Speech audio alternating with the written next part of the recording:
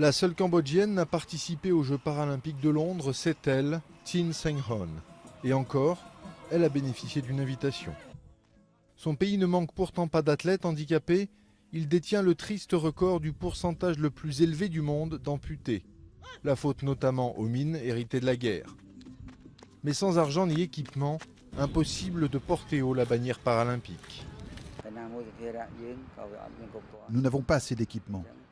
Même sa prothèse de jambe est différente des leurs. Ça n'est vraiment pas la meilleure. Ils ont les meilleures jambes du monde qui valent des dizaines de milliers de dollars.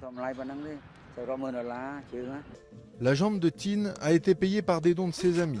2500 $, c'est près de 3 fois le salaire annuel moyen au Cambodge.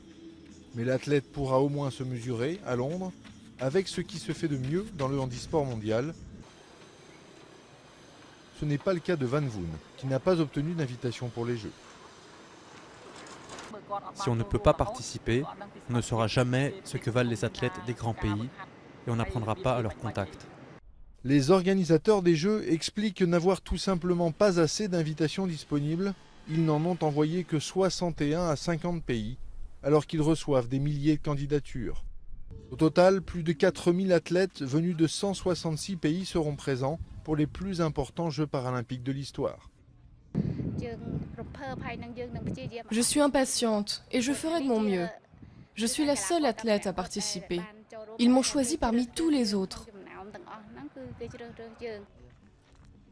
Mais Tin ne vise aucune médaille. Tout juste espère-t-elle battre son record personnel. Son regard se tourne déjà vers les Jeux du Sud-Est asiatique l'an prochain, en Birmanie. Cette fois, ce sont les grandes stars des pays riches qui ne seront pas invitées.